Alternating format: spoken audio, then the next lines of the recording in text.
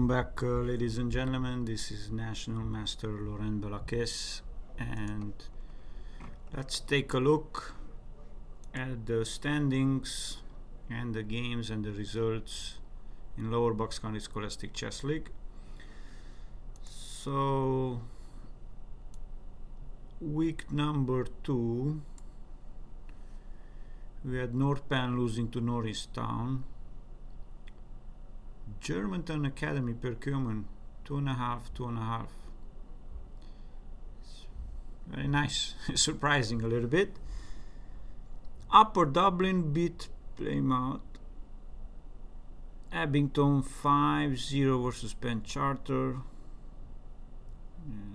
Lower Moreland MAST Charter 5-0. Philadelphia Academy myself 5-0. So I see is a lot of teams they won 5-0. Hadborough Energy Doylestown 4-1. Cancer beat Tennant 5-0. Archbishop lost to Penridge 4-1. Pensbury beat Tacony 5-0.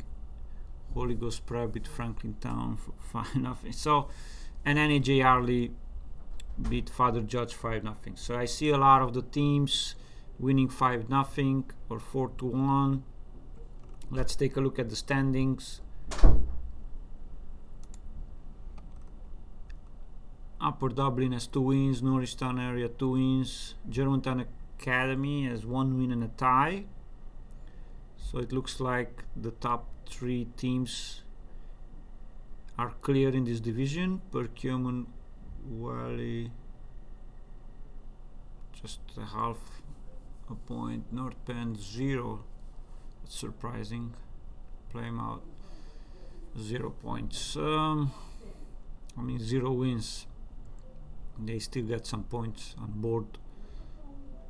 That doesn't really matter if you lose the match. Lower Moreland and Abington. I see they have 1 win and 1 tie. And LaSalle has 1 win. And then we have Philadelphia Academy, Penn Charter, MAST Charter, 0 wins. And not even on the boards, they got 0 points too. And we have Cancer 2 wins, one of the favorites in this league, if not the favorites this year. Penridge 1 win, 1 loss. William Tennant 1 win, 1 loss. Hadborough Horsham 1 win, 1 loss. NEG Doylestown 1 loss. Archbishop 1 loss. And we have Holy Ghost Prep, Pensbury, NEJ Harley 1 win for each. And Franklin Town, Father Judge Tacony. Franklin Town has 1 win, 1 loss. And Father Judge Tacony Academy. Father Judge 2 losses, Tacony Academy 1 loss. So it looks like most of the 3 teams in each division that they are fighting for 2 spots for the qualification for the playoffs. I will try to load the game now.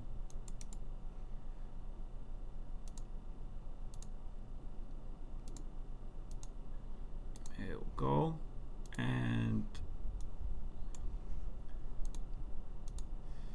let's see, Chris versus Harrison.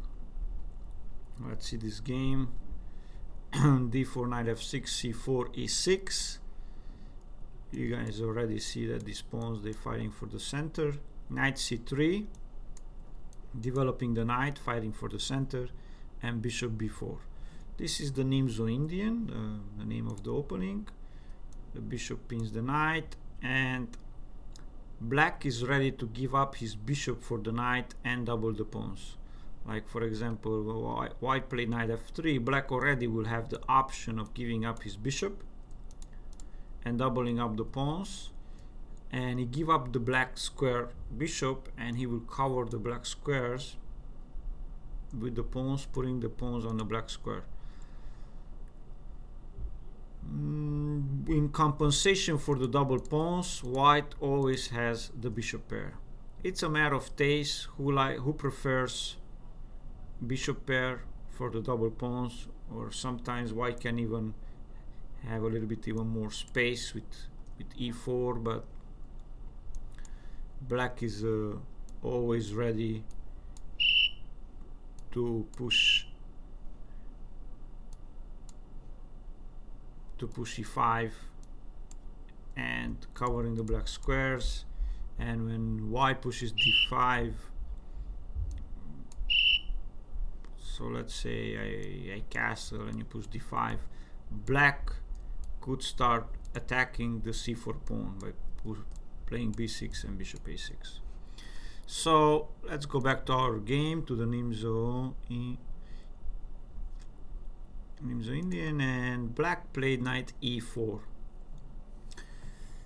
I mean, I see black's point, because in his mind was like, oh, this knight it's pinned and I'm gonna attack on c3 with the knight and the bishop. But what if white plays queen c2? Queen attacks the knight and protects his own knight on c3, and in case of you take with the bishop, I take with the pawn and the queen attacks the knight. Yes, you have f5, but e3, let's say castle, bishop d3. Now you have problem with the e4 knight, so maybe you have to play b6, bishop d3 and bishop b7 to protect the knight on e4. I could castle, and I could kick that knight out with f3. For example, d6, f3. And this pawn structure, it closes, shuts down the bishop on the long diagonal. So after knight f6, white could play e4.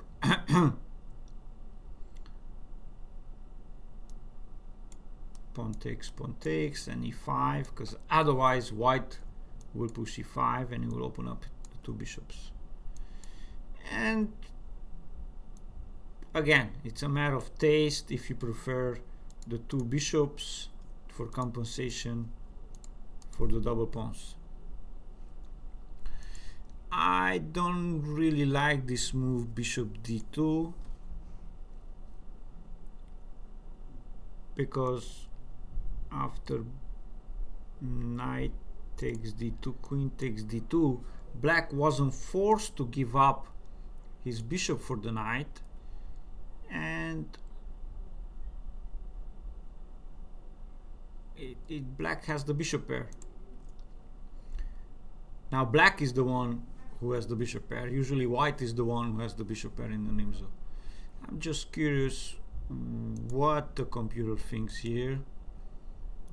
It gives equal.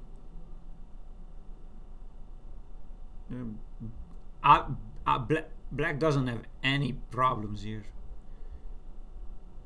in this position. So even if he gives up his bishop for the knight,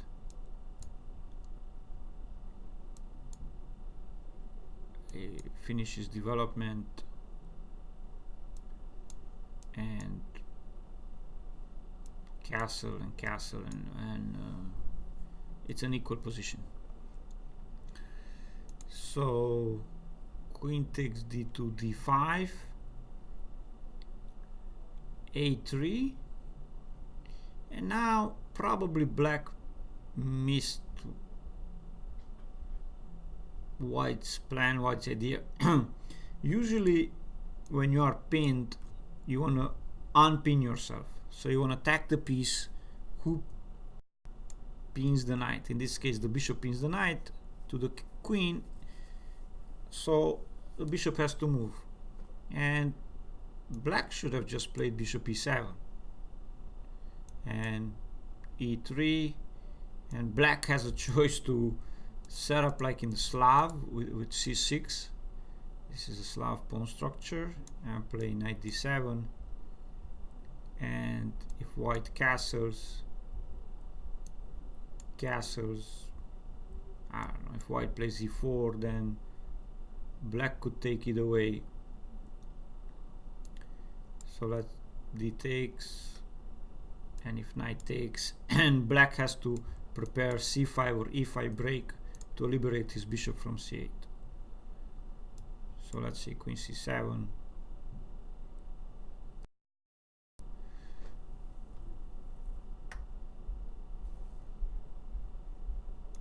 rook e1,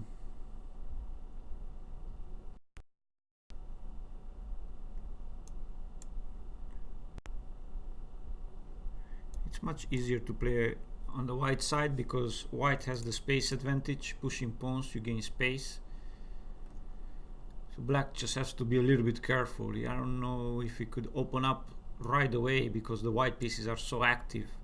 And after c5, for example, white could just play d5, pawn takes, and now knight c3 with the idea of knight d5 and attacking this bishop 2 times. And if you play knight b6 and I play knight b5, and these knights are just way too active. The white pieces are way too active.